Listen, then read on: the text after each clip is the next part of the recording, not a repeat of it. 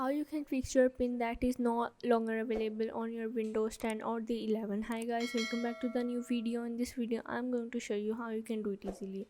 So the steps are very easy and simple. So now let's get started. First of all, you have to go on your Windows, and here you have to go in the command prompt. Now here you have to add the command that is regedit. Once you add it, you have to click on the OK. Now once you are in here, you have to go on the local machine, H key local machine, and here you have to go on the software. Now once you are the software, here you have to scroll down and find out the Microsoft. As you can see, here is the Microsoft. You have to click on it, and after that you have to go on the Windows NT and go on its current variant. Now once you are in the current variant of the Microsoft, here is the option of the passwordless.